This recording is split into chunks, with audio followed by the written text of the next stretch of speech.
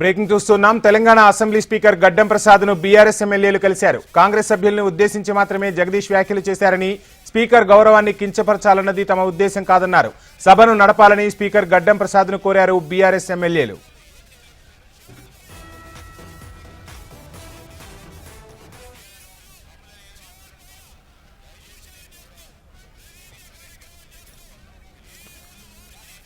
ఇదే అంశానికి సంబంధించి ఫుల్ డీటెయిల్స్ మా ప్రతినిధి ఆర్కే లైవ్ లో అందిస్తారు. ఆర్కే, చూస్తూ ఉన్నాం సభలో అయితే గందరగోళం నెలకొంది. ఒకవైపు కాంగ్రెస్ బీఆర్ఎస్ ఇద్దరు కూడా విమర్శలు చేసుకుంటూ ఉన్నారు. ఈ నేపథ్యంలో బీజేపీ వర్షన్ ఎలా ఉంది? బీజేపీ నుంచి ఎవరైనా సభ్యులు గడ్డం ప్రసాద్ ను కలిశారా? సభను కొనసాగించాలని కోరుతున్నారా? అప్డేట్స్ ఏంటి?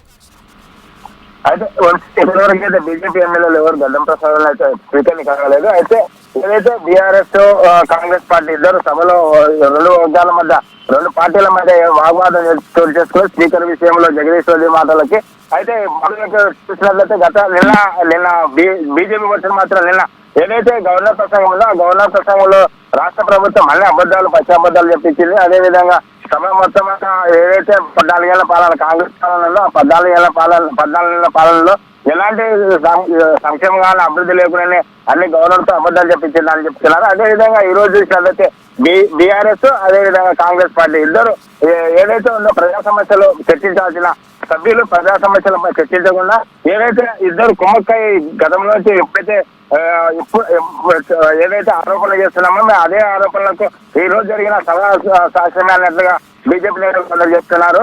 ఎందుకంటే కాంగ్రెస్ పార్టీ బీఆర్ఎస్ పార్టీ ఒకటే, ఈ రెండు పార్టీలు కలిసి ఏదైతే బీజేపీ రాష్ట్రంలో ఎదుగుతుందో ఆ ఎదుగుతున్నది కాబట్టి ఎదగకుండా ఉన్నందుకే సభను తప్పుదో పట్టించడంతో పాటు బీజేపీ వాళ్ళు తప్పుడు ప్రచారంలో చేస్తున్నారు. రెండు పార్టీలు కలిసి బీజేపీని టార్గెట్ చేశారు కాబట్టి బీజేపీ ఎదుగుదల వీళ్ళు రెండు పార్టీలు ఓర్వలేక టార్గెట్ చేశారన్నారు.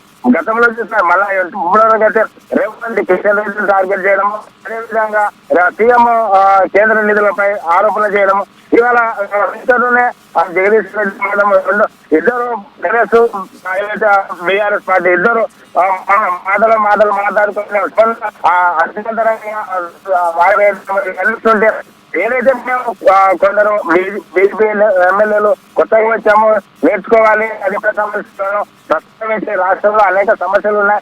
ఇక్కడ నీళ్లు లేక కరెంట్ లేక వరి పంట ఎండిపోతున్నాయి. అదేవిధంగా ఏవైతే మహిళలకు ఇస్తామన్న వాగ్దానాలు కాంగ్రెస్ ప్రభుత్వం ఇచ్చింది ఆ వాగ్దానాలు అమలు చేయడం పూర్తిగా విఫలమైంది. 6 గ్యారెంటీలు లేవు, దానికి సబ్సిడీగా 420 హామీలు ఏవైతే అవి కూడా అమలు చేయడం లేదు. ఇవన్నిటినీ ఏదైతే కాంగ్రెస్ పార్టీ 14 నెలల పాలనలో ఏవైతే చేయలేదో అది చేసేది చెప్పుకునేందుకు అవకాశం లేదు. కాబట్టి కాంగ్రెస్ బీఆర్ఎస్ మీరంటే మీరు గత 10 ఏళ్ళు మీరు చేసి మీరు ఏం చేయలేదు మేము ఇస్తున్నామని వీళ్ళు ఏదో మీ 14 ఏళ్ల పాలన ఏం లేదు, మీకే 14 నెలల పాలన రాష్ట్రంలోనే అన్ని వర్గాల నుంచి వ్యతిరేకత ఉంది. ఇలాంటి ముఖ్యమంత్రి రాష్ట్రంలో ఇప్పటి వరకు చూడలేదు. అయితే వ్యక్తిగత ఆరోపణలతో చేసుకుంటున్నారు తప్ప ప్రజా సమస్యలపై ఎలాంటి థ్యాంక్ యూ రామకృష్ణ.